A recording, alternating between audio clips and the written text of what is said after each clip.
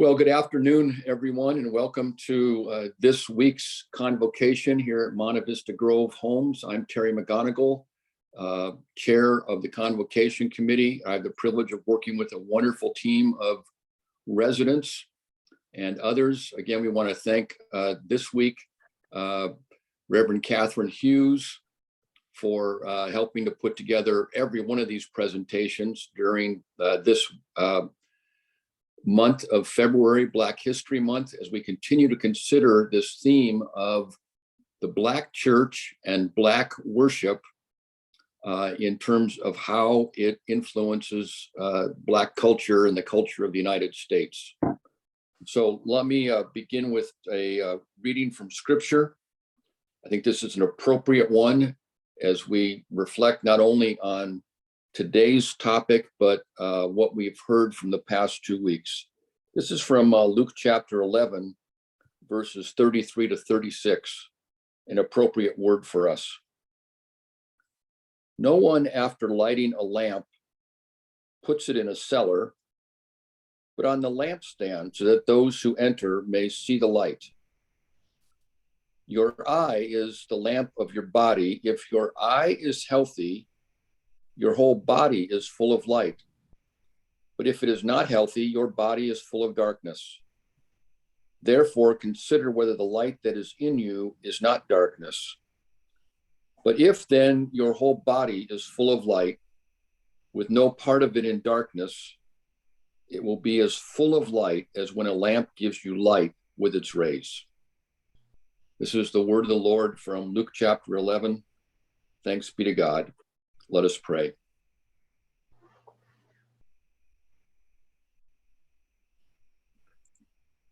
God, the path that we walk as we follow Jesus is one in which we are continually learning what it means to be more closely committed to you, which also means we are in a constant process of transformation as we learn more of what is actually true in our world. So during this month of February, these convocations have given us light. And we pray that the light that we've received and the light that we will receive this afternoon will draw us closer to you and to each other as brothers and sisters in Jesus, so that the community that Jesus envisioned, the community that the Spirit prompted at Pentecost, may be a true witness to the power of the gospel in our world. That is our desire, Lord, and so help us to give us ears to hear what it is that your Spirit would say to us this afternoon, in Christ's name. Well, I am pleased to introduce to you the Reverend Dr. Martha C. Taylor, who's been a long-term member of the historic Allen Temple Baptist Church, where she serves as the archivist and church historian, as well as the past historian for the Progressive National Baptist Convention in Washington, D.C. Dr. Taylor is an assistant professor, an educator, an author, a pastor, a newspaper columnist, and a social activist. And if that wasn't enough, Dr. Taylor, what I've learned from your bio is there isn't any one denomination that can hang on to you exclusively, because you have more to give to the church than what any one denomination can hold on to. So you are both an ordained Baptist and an ordained Presbyterian. So we welcome you this afternoon as you provide for us these wonderful insights about Black worship. So please take it away and lead us in this conversation. Oh, thank you so much, very much for that introduction. And I want to thank, first of all, Reverend Catherine Hughes for this awesome opportunity to be a presenter today. I'd also like to say it was years ago that she and I met somewhere down in Southern California. And you can see the color of our hair. We kind of gravitated toward one another. So to be with all of you today is such a blessing. I just thank God for this opportunity and to be part of the Monte Vista Grove homes for this Black History Month. Well, maybe I hope that the way I present today will be pleasing in your sight. I was told that I would present on fashion in the Black church, but Dr. Terry, you also read that I was a historian. So I always look at everything. And to everyone out there, good afternoon to all of you. So I look at things from a historical perspective. And what I want to say about fashion, that's what I was told I would be presenting on, started well beyond the brick and mortar church. There are a number of approaches to this subject. And as a historian, I want to walk us down, if you don't mind, memory lane about Black folks and the fusion of Black fashion. That's what I'm going to do. So in matters of taste and beauty, fashion has long been perceived as a standard by which to measure ourselves. We all know that, every one of us on the lines. We know that we get up in the morning and we say, well, what am I going to wear? And particularly if we go to church, we say, well, what shall I wear today, or wherever that may be. But what does that mean for Black people who are often marginalized or misrepresented and stereotyped based on the color of their skin, based on what they wear and how they present themselves, even with their hair?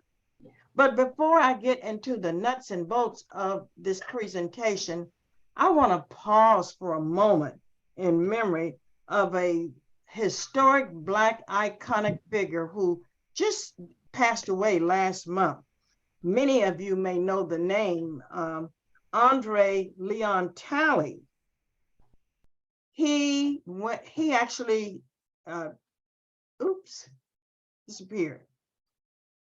He was the first African-American to be part of the Vogue magazine, and he did a fantastic job. So he just passed away at the young age of 73. You know, when I passed 73, I always say, all those young people. So 73 is young, if we really might say. But let me enter my presentation from the time that Black people entered this country.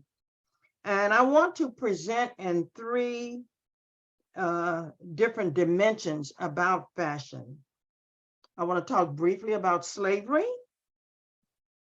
hair, our Sunday best, which really deals with church, the Ebony Fashion Fair period, and if time permits, our contemporary way we look at fashion. Can we begin with the antebellum era? That's what we will do. We will begin with that. During the antebellum era, there was this time when Black people had been brought here during the slavery time. We know that from the cross-Atlantic trade. And sadly, during this period of time, Black people could not express themselves through fashion and clothing. Slave owners had full control of the clothing that the enslaved persons wore. And so they had to dress according to law or dress code. Cotton dresses, sunbonnets, and undergarments were made from hand-woven cloth for summer and winter.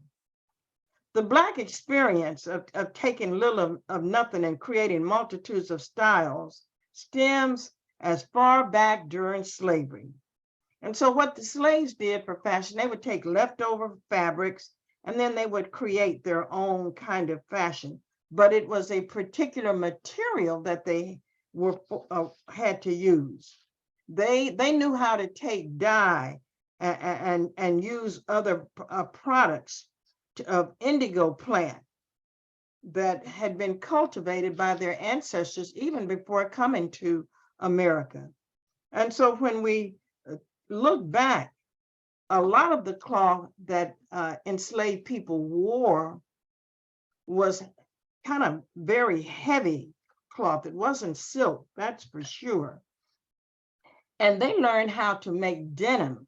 So when we give Levi Strauss the credit for denim, we overlook a part of history that started with enslaved people learning how to make denim, but the credit went to Levi Strauss, and Black people didn't receive that particular bit of credit. So what I'm saying, when it comes to fashion and expressing oneself by the clothing they wore, it's usually a choice that we have. But during slavery, that choice was not given to the slaves. And another part of fashion is hair. Fashion is more than what covers the body. It includes hairstyles. And hair was a sacred tool of communication in ancient African societies. Let's take a look at how our African roots of hairstyles made a fashion statement. The history of the Afro can be traced back to the motherland. In Africa, there were afros, braids, and other tribal hairstyles. They were the norm. Hair was used to define hierarchy, hairstyles, I should say, status within the tribe's community. It was also used as a way for the women to get together, kind of like what we do at the beauty shop nowadays. And they would pass their styles and their symbolism down from generation to generation. We're talking about style. But in 1619, the colonizers arrived, and tragically, everything changed. Presumably, the slave traders shaved the heads of enslaved Africans for what they considered were sanitary reasons. However, it had a little bit more to do than anything as it relates to sanitation. But Black hairstyles became a major part of how Black people identify themselves. Hair means something different to different people. Black hair has a unique meaning in history as a symbol of survival, resistance, and celebration. It's been wielded as a tool of oppression and also empowerment by others. Why did I say that? Because it came a point in time in history that big afros and naturals were intimidating by some. But during the 50s and 60s, during the Black Liberation Movement, that's when these gigantic big afros were a symbol of the growing resistance of racism in America. So the afro wasn't a style, it was also a form of protest. It was a form of protest. So what Black people did, they said, I'm not going to straighten my hair anymore. I'm going to sport my natural. It was a symbol of pride and beauty and heritage. You would see people not just out in the world, but in the church as well, wearing afros. And I'm sure some of you back that may be my age, well, maybe not as I look at the screen, but back in the 50s and 60s, there was this Black hair movement. But it didn't come without some form of criticism because it had an appearance of intimidation. Isn't it amazing that here in California in 2019, there was legislation that had to do with the Crown Act. And it was the first piece of legislation to protect against discrimination based on race-based hairstyles by extending statutory protection to people that were Black. There was a friend of mine, way back in the late 70s. She was terminated from ABC TV, a local channel here. She was a news anchor because she started to wear her, well, actually braids. And that was met with resistance, and she was terminated simply based on a hairstyle. What am I saying? Hair is a form of style. It's part of fashion, but there are limitations as to how some fashions are viewed by other people. That's what I'm saying. So when we look at another major part of styles, we come to what's known as Sunday best. Have you heard that? You've heard Sunday best. It's time to go into that, Sunday best. So we turn our attention to Sunday best. We're familiar with that term. And the term Sunday best seems to be what we call an unwritten code that's been passed down through generations of all people. It's a mindset, regardless of race, color, or creed. When we go to church, we try to present ourselves with our best to worship God. So we have set aside clothing that we call, these are our good clothes. These are the clothes that, well, when I was growing up, you couldn't play. And we had play clothes, school clothes, and then there were church clothes. So there was this whole business of church clothing. And church clothing, as I stated, was for those that wanted to present their best to God. Well, speaking of Sunday best, let me grab something here. What about those great big hats? You see here? You like that? We would put them to the side or whatever way. So that, particularly in the African-American church, and I would say everywhere, women, and when you look at England, in fact, this hat came from England. Women love to sport their hats. It's that big, bold look. And they were popular after slavery because that's when people could begin to assert themselves and the things that they wanted to. So hats have always been a part of what we call Sunday best. It's something about that hat that brings dignity. You ladies that are on the line, and you gentlemen too, don't I look dapper in this hat? Give me a thumbs up. Yeah, I look dapper in this hat here. And so it's something about the hat that brings dignity to the women who wear them. Hats are a statement of what it means to be a church-going woman in America. We wear our hats. And so wearing hats to worship is a tradition that has been rooted deeply in the African-American culture. But many of the hats are designed after West African hairdressing, filled with braids and beads. I'm speaking of, it's Black History Month, so I'm keeping it in that vein.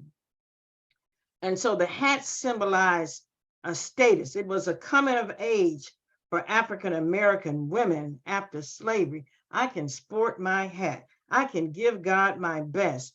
They had, after all, these women had worked hard during the week, cleaning people's homes or in the factories, and Sunday was a day they could celebrate. So you would don your hat, get your pocketbook, not purse, but your pocketbook, and put on your Sunday best, and you would go to worship God. So, but wearing hats isn't just a fashion. It's really deeply rooted in the African-American tradition, both spiritually and culturally. And there are some women who, I want to talk on this for a second. They use hats because they believe the scripture says that women should cover their heads. So they do it in honor of keeping with the sacred book, the Holy Bible. And so they cover their heads. Now, I don't come from that vein. I wear a hat because I want to look cute. I don't wear a hat because someone has instilled in me some oppressive language that women should be covering their heads. What do you ladies think? We can look good in our hats.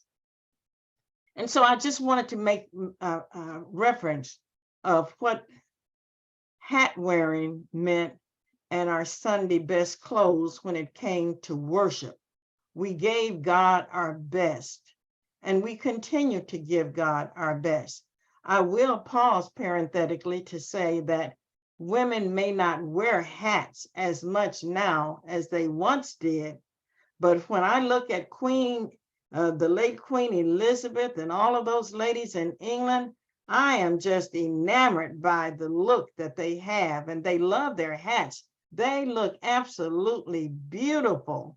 So I'm a secondhand thrifty lady, and I was in the secondhand store and I looked at this hat and I said, that hat has some style to it. So I went over to the lady and I said, may I touch it? And she flipped it over and it said, made in England. I said, may I please have it? No, I mean, I was going to buy it.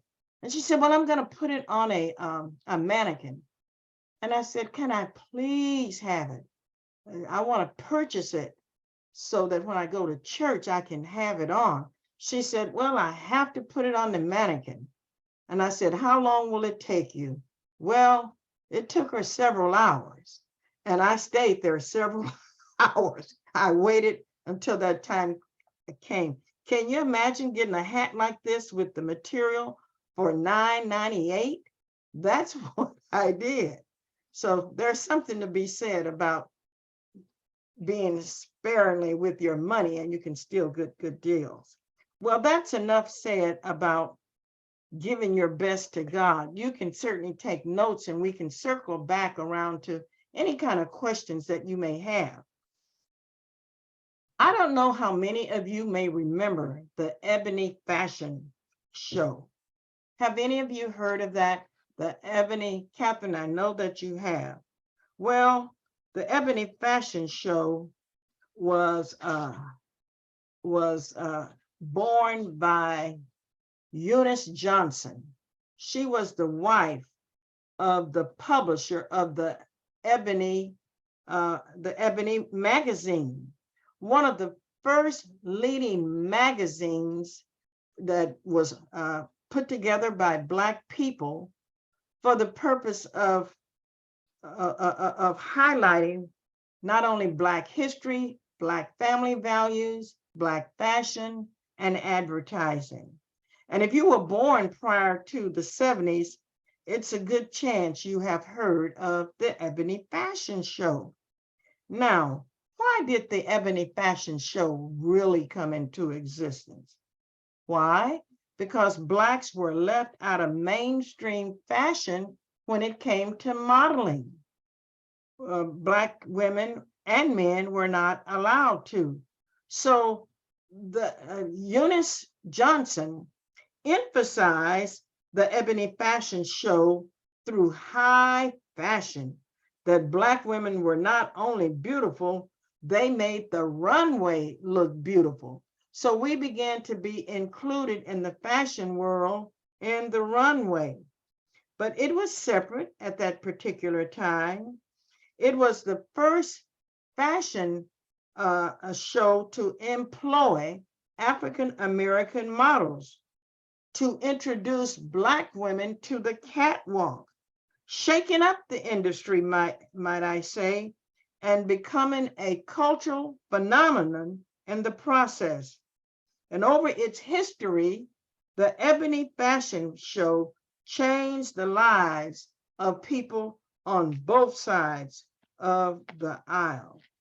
And so what Eunice did was open the door to allow other women and men, I might say, the opportunity to view these fashions. Now, I recall on several occasions going to ebony fashion shows.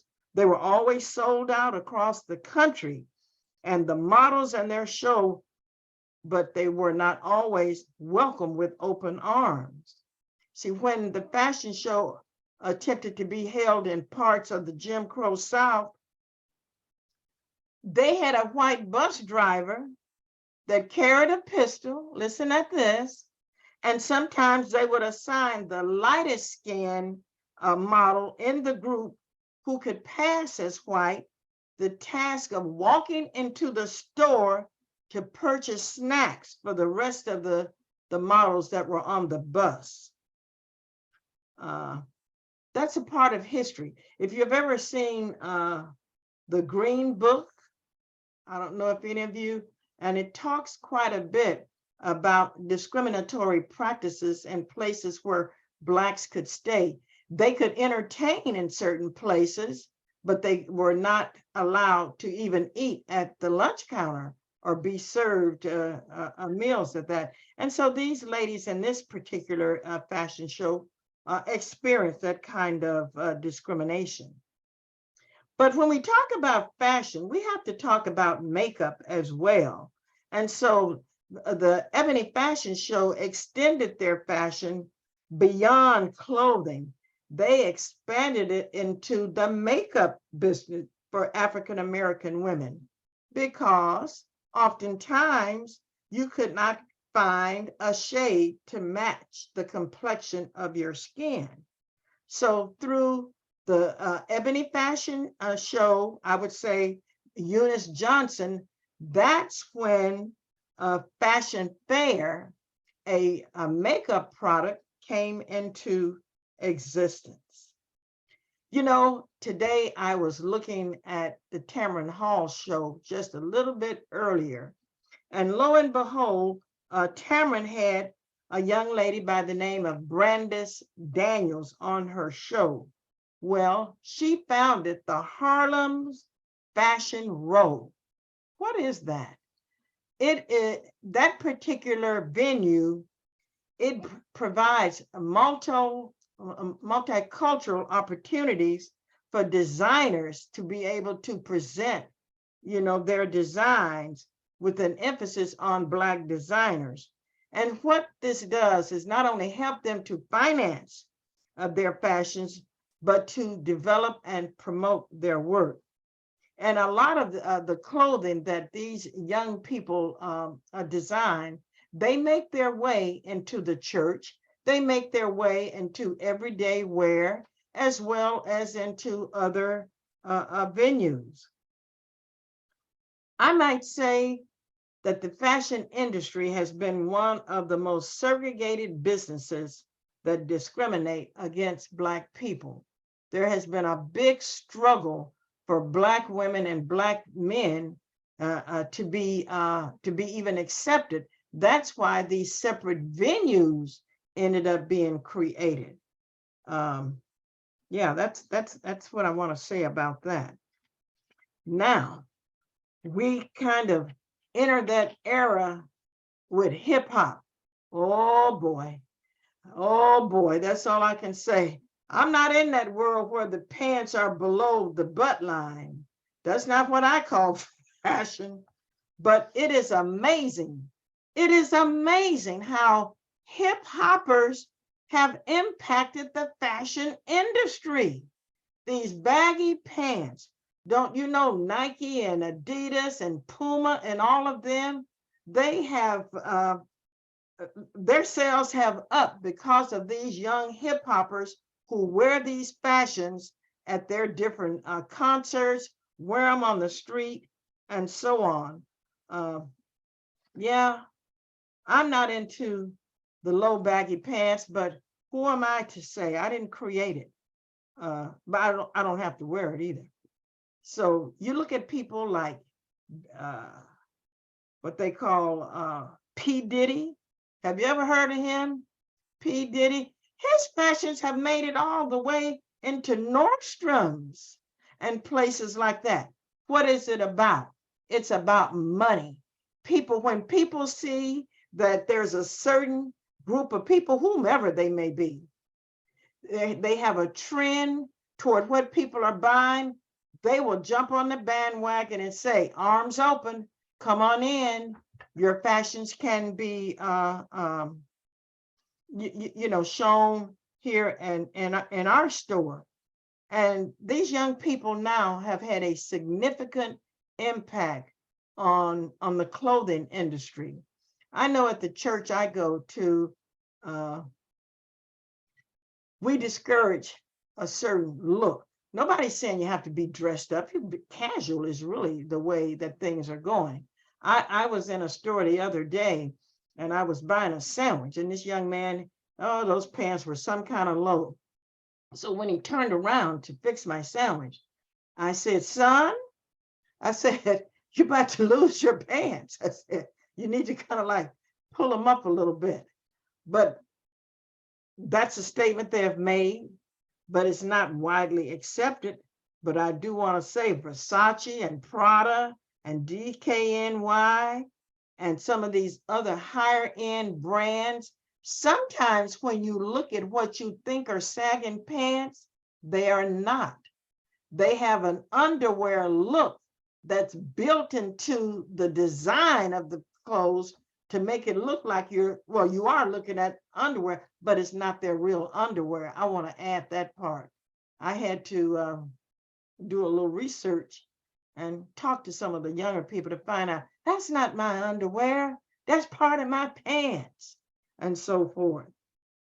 So what am I saying? The key to a lot of things that have happened with fashion and as it relates to Black church and it's Black History Month have gone through waves, different waves. I now know that Macy's, we all know Macy's department store, carries sorority clothing, what they call sorority colors. What did they do? They got in on the bandwagon. And so now they have what they call Delta Sigma Theta sorority clothing. And I always say that other sorority, the other one, the AKAs. You know how that goes. They have a line of clothing for them. So women no longer have to look for a certain color schemes to be color coordinated for what they're trying to do. I hope that you, I won't say necessarily enjoyed, but you heard my presentation from a perspective that does Black history justice, and to also show that when they say this road has not always been easy, stony the road we travel and things like that, fashion is just one but such road of traveling toward equality. So I'll take, it can open up. Well, for those of you who have participated in these Zoom convocations over time, we want to open this up now to conversation. Dr. Taylor, I'd like to just have you do a little bit more reflection on a couple of trends that you've mentioned, one in relationship to hair and the Crown Act here in California in 2019, and then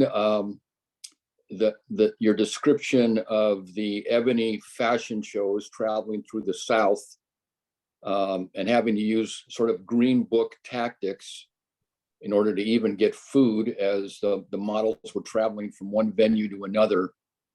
In the light of this historic cultural moment we're in, and when it seems like every day the wedge is being driven deeper, or people are attempting to drive the wedge deeper between various ethnicities on the basis of perceived narratives or stories, or dare I say myths, about what it means to be a true American. I won't take that any further, but you've raised a couple of contemporary illustrations that remind us that while African Americans, whether it's hair or dress, are trying to express themselves in a culturally appropriate way, there are those who want to limit those freedoms, even for how somebody wears their hair or what kind and style of clothes they wear. You want to say any more about that? Okay, thank you for that. That's I'm glad you brought that up. Let me say that, starting with hair. And anytime you see a law having to be come into legislation, that is indicative that something has happened to suppress a certain group of people, such as the Civil Rights Act in itself. And here we are in 2019. That's not that long ago, that they had to have a Crown Act for women to have the right, and men, to wear their natural hair, to be an anchor, or to be even on certain TV programs. And so let me take my beautiful bonnet off. This is natural hair. I mean, there's no chemicals in it. It's just hair. And this look once was like way out there. I mean, I sported my big afro. And to some people, the afro came into being during the 60s, when we were right in the cusp of the civil rights movement. A social movement was taking place. Yeah. A movement that involved appearance, a movement that involved your hair, your looks. And so that's one reason, and it didn't go away. So the Crown Act came into existence. When I think about the Ebony Fashion Fair, I had an opportunity to attend some of them. It was a roving fashion show that went to big cities here in the United States. And anytime it came to San Francisco, I made sure that I purchased a ticket. It was something that gave me a sense of pride to see women and men look like me, to be part of a fashion show. So when Eunice Johnson came up with that idea, because Black people were not part of the mainstream fashion models, it was a great thing for Black people. It was a sense of self-pride to see yourself wearing the same kind of major, I would say, brands, and setting trends and things of that nature. We know that in the what we call the Deep South, things were highly segregated. You could not just walk into a restaurant. You could have been Cab Calloway and just dazzle the place forever with music. But when it came time to eat, you had to go to the back door or leave the establishment. So the same holds true for the women models. They could not get off the bus and just go in and sit down in a restaurant. They had to have a forerunner, like John the Baptist, to go in and set the tone. And then set the tone, they would have a fair-skinned woman, and they had a Caucasian driver. He carried a pistol for protection. It wasn't used. But no matter how these women were admired by all women and the world, they still had limitations on them because of the color of their skin. That's why those old spirituals that say, how I got over, my soul looks back and wonder how I got over. I sometimes wonder myself, as a Black grandmother and mother, an associate pastor, some of the things that have, you'd say, overcomers of things, and things still aren't all together as they should. You asked you talked about the Green Book. I tried to fold that in a little bit. No, that's fine, Dr. Taylor. I really appreciate further elaboration on the interconnectedness of hair, dress, culture, and how those all become symbols of the way our culture is and where we need to go. There's a couple of wonderful comments in the chat, and I don't want to bore you by reading those. So I want to ask the people who wrote these comments to go ahead and speak up. So Lynn, I'm gonna call on you first to go ahead and make your comments and raise your question. Lynn Cheney.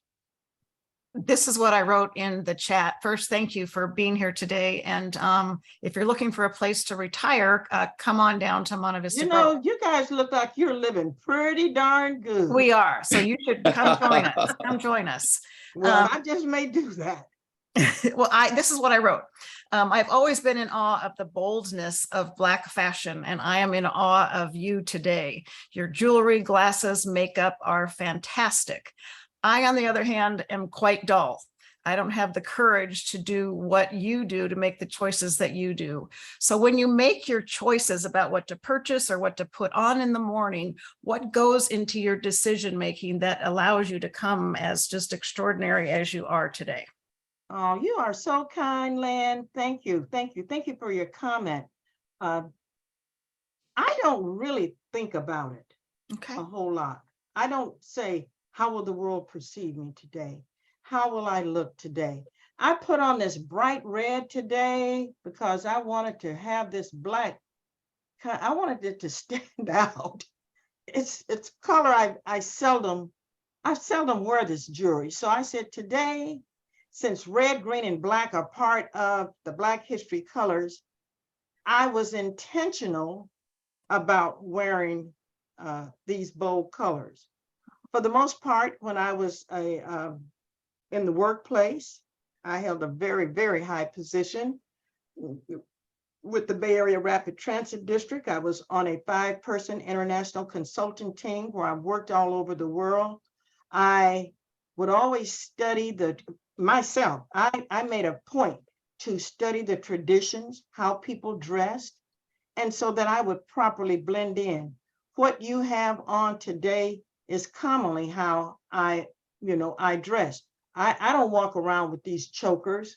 Well, I would like you to be my fashion consultant. Would you really? Well, I tell you what, you are a beautiful lady, and I'm looking at your hairstyle, and there was once a time when I could actually show you pictures that I had almost the identical hairstyle. Yeah, but it's an inward feeling. One has to feel secure about themselves, whether you male, female, little kids, or big. How do you want to present yourself?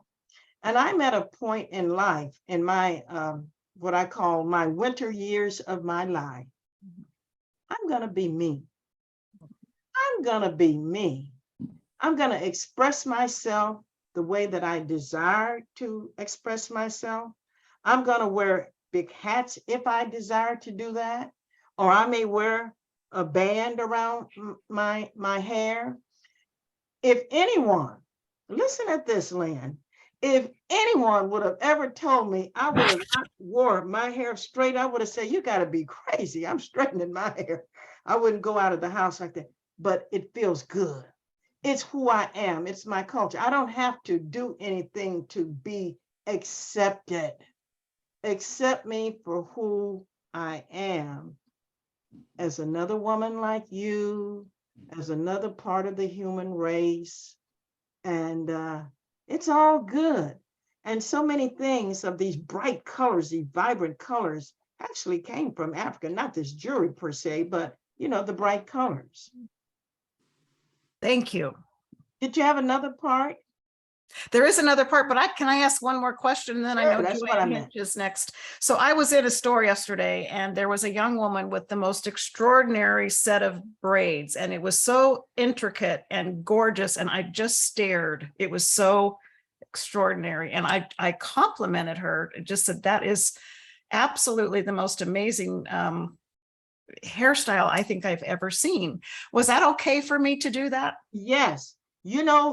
What your experience yesterday, well, I was with my daughter. I was in Walnut Creek. I don't know if you're familiar with that. It's a basically a suburban area outside of Oakland, basically a white community. I was in a store and I had an Afrocentric top on and a scarf around my head and African jewelry. Even my granddaughter who was shopping with me, she said, "Oh, Grandma, you look dapper today." I said, "Right on, for the right on." So when I was in there and this lady said, "I just need to say this to you." She said, "Those clothes you have on, the total look, it's absolutely gorgeous. And if you see me looking at you, it's not with disdain. I just love it."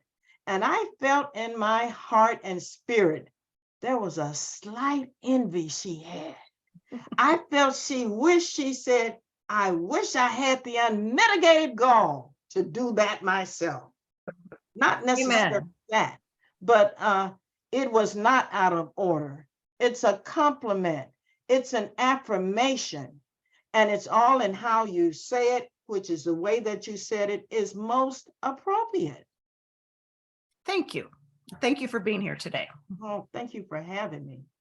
I see a hand Joanne? raising. Yes. Joanne Hinch, you've made some wonderful comments as well and a question. So go ahead, Joanne. Up here.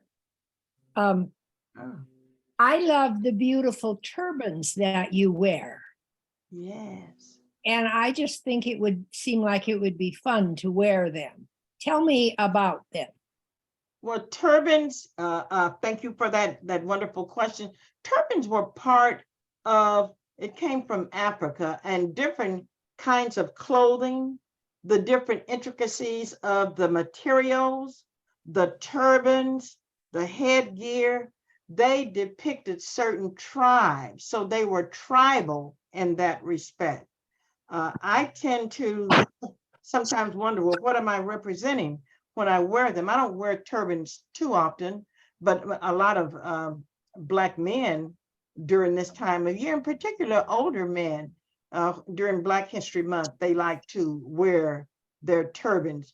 And if you notice, Joanne, they're part of, they're usually blend in with the clothing. They are the same material as the hat is, as the gear, which could be a dashiki, a shirt, or whatever. Well, I do enjoy them, and I also loved your hat. Oh, did you love this hat? Isn't that a sharp hat? I hung around in that secondhand store, I tell you, love that hat. it must have been 3 or 4 hours. Well, And good I for you. don't care how long it takes for her to dress that mannequin. I'm not leaving here without that hat. For Great. $9.98? Oh, yeah. Take your talk today. I enjoyed it very much. Thank you. Oh, thank you. Catherine, go ahead. Yes, Dr. Taylor, Martha, my friend that I have not seen. I think it's probably 25 years since we met. Right. And that's the only time we've met. Again. You mentioned Andre Talley earlier, and I've always felt that, you know, he's underrated not only by white America, but also by Black America. You're right. He was a man, he was larger than life, and he's called that often, but, you know, he was 6'6" in height. He weighed 330 pounds. He was huge. Yet a fashion icon. I just want to mention and hear your remarks on Rihanna at the halftime show. It is speculated, although she never said, that she was paying homage to Leon Talley because she wore that coat that it was not his coat, I don't think, even though it's on auction, it would have been much larger. But he wore that coat just like the one she was wearing, where she was wearing one like he had many times. And it just looks so beautiful. If you just say something about Leon Talley, who just was a man who touched my heart. And I just feel that he's been, those of you watching, if you have not heard the name and you don't know who he is, Google Leon Talley. Just look at him and his fashion. Yeah. You know, Catherine, thank you for bringing his name up again, because what I failed to mention before I speak to Rihanna was that he recently died last month, and he had a huge estate. Guess what he did? He left all of those fashions to the Black church. He left it. He was a member of Apostolic Baptist Church in New York, and they were to split the proceeds from the auction between Apostolic and the other church in South Carolina, where he had grown up. It tells you something about his heart. It tells you something about his heart. So, yes, he was quite a person. He endured. There was a documentary on him on PBS not too long ago. Mhm. And when you hear it from him, no one else, not being translated directly out of his mouth, it could almost bring tears to your eyes at what he had to endure just to be where he was. Sometimes we admire people because they hold a certain, what we think is a standing, but all the heavy load that they may have to carry just to be there. And he talked freely about how he was ridiculed, not only about his size, his color, and almost like, who do you think you are trying to be in this industry? Leon left his mark. And as Catherine said, it's worth it just to Google him. When it comes to Rihanna, yeah, Rihanna revealed to the world that, yes, I'm pregnant. Yes, I'm going to have a baby, and it's going to be, and I'm wearing one of those big tally looking outfits that he loved, those big caftans. And so she had that. I had not read that she had him in mind, but I could easily see how that would have happened. Yeah. And she was so cool when remember when she stopped and put her makeup on? She was advertising her makeup. Yes. It had her name. Mhm. She's a billionaire. A billionaire over. Yeah. Who grew up with her mother selling clothes on the street in Barbados. Mm. Who did? She did. Rihanna grew up in That's Barbados selling clothes on the street with her mother. Mm. A lot of people from all walks of life, regardless of race, creed, people have not been born with the silver spoon, you know?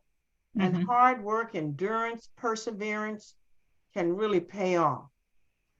Thank you. Rebecca Thompson, you've got a wonderful statement and question. Go ahead, Rebecca.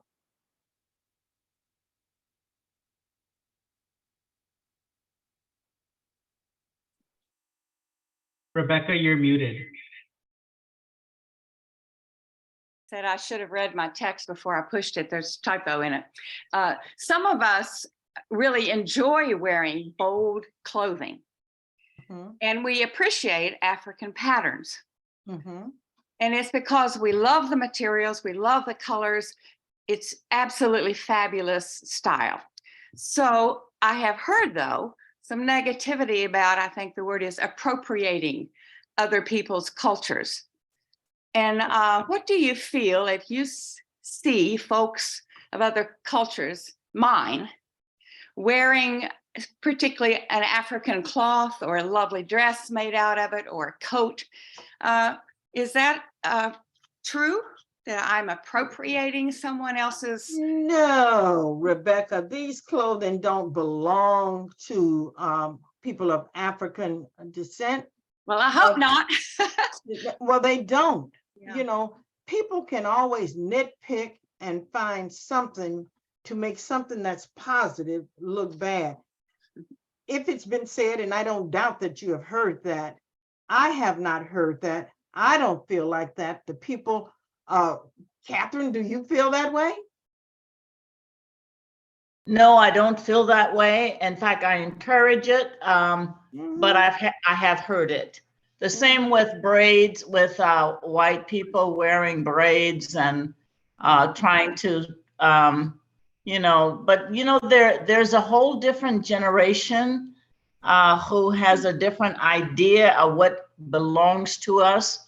And I think because we are what I call seasoned citizens, not senior citizens, seasoned, because we are seasoned, we see that these opportunities when others want to wear our materials, because we've been wearing white people's material and hairstyles for hundreds of years.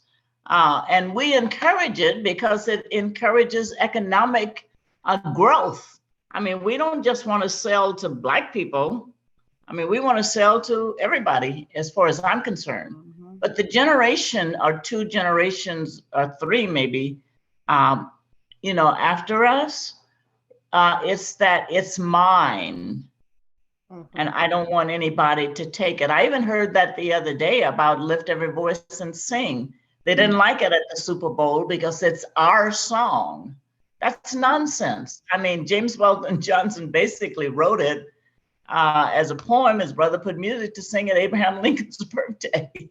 And I wrote that to the young man on Facebook, and he asked me, where did you find that information? I said, Google it.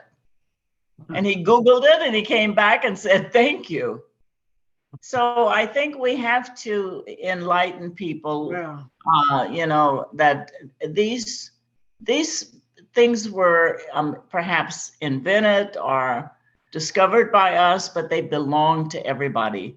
But it goes both ways, that we were not always welcome to buy things that belong to other races, especially shopping in their stores and buying things. And things have changed for that. So hopefully things will change in that sense. Thank you. We have two more. We have two more questions. Okay. One from Barb Dosker and one from Karen Burns. So Barb, go ahead. My husband and I worked in a conference grounds, and most people coming to a conference ground in the Redwoods would wear jeans and sweatshirts for the weekend. But the staff looked forward to this group of Black ladies who came every year, and those ladies dressed to the nines. They never stepped out of their room without a different outfit on. At least we thought so. And they were gorgeous. And on Sunday, everything they wore was white. Their hat was white, their dress was white. And I was wondering if you see in certain denominations, is that continued with Black women wearing white on Sunday? I'm so glad you brought that up, Barbara. It depends on the denomination and the particular Sunday. As an example, in the Baptist and the African Methodist Episcopal Church, AME, Sunday, the women, you will see them in, well, sometimes white, mostly in the summertime. You don't always put white on during the winter months. But white, the color white clothing has been reserved for sometimes what they call the mothers of the church, the older ladies who will sit together and they will be in their white outfits and, including headgear. So white symbolizes communion for some, and white may be indicative of a special Women's Day program.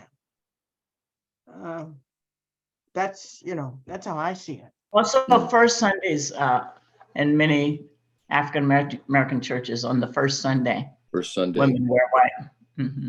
Exactly. Because it's kind of denominational driven, Barbara. Yeah. It kind of depends on the denomination. And you and I both know so much of what happens in church has nothing to do with anything other than tradition. It's not going to get you into heaven. I asked some of these ladies in our church, I'll say, just for the fun of it. And I say, now, I'm just asking you this. So you have this little I'm gonna pretend like this is a doily.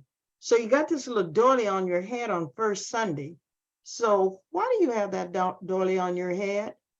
And some of them look at me. I'm saying it in jest. It's not a put down. It's all in your tone of voice and how you approach. So what we got our doily on for? And some of them say that I hadn't thought about it. That's what we've always done. You know that old thing about the chicken in the pot? We always done it that way. They can't tell you. So some things are out of tradition.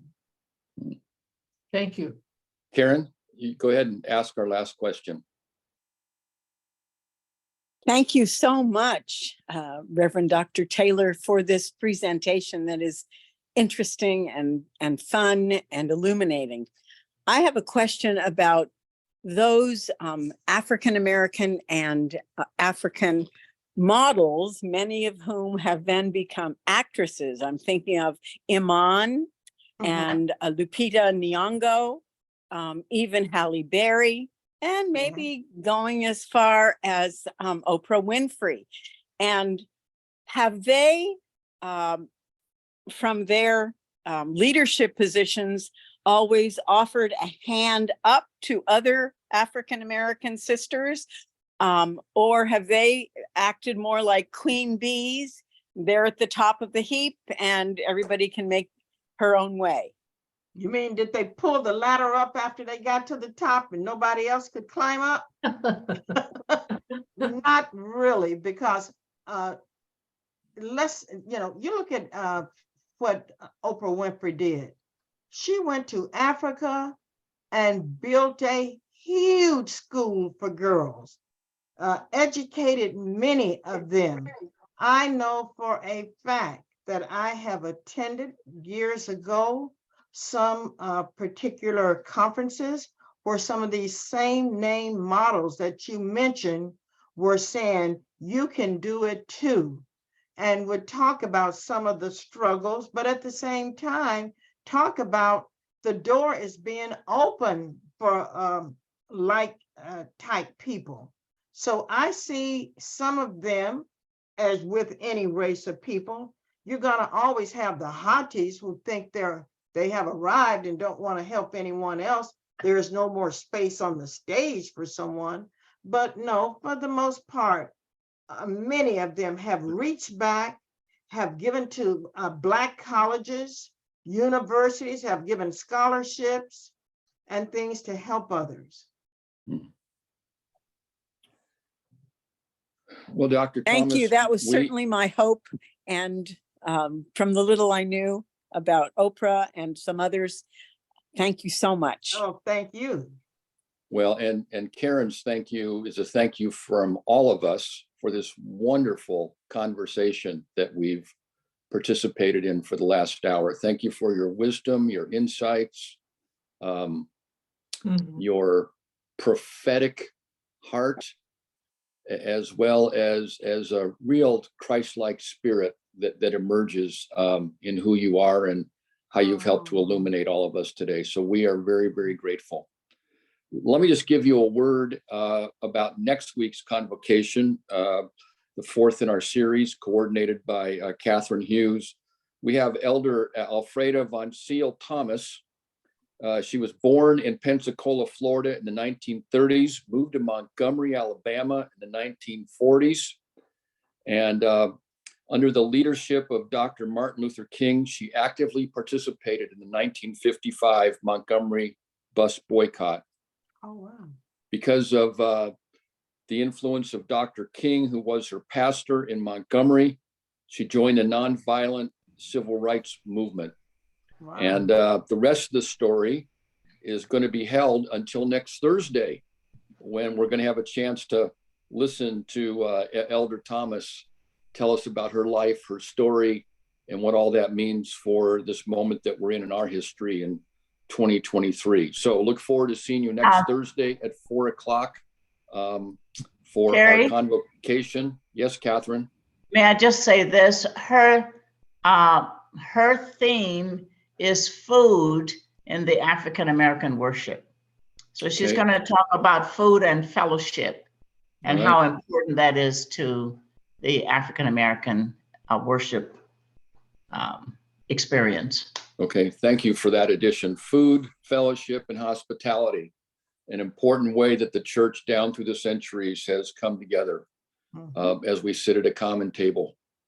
So thank you, Catherine, for that addition. So we look forward to seeing you next week. And again, we express our thanks and our deep appreciation, Dr. Taylor, for the insights that you've shared with us today. Well, thank you. So have a good much for afternoon, good having me. evening. Thank you very much. Thank you. Okay, blessings. Blessings. Peace of Christ, all of you. And with you also. Also with you.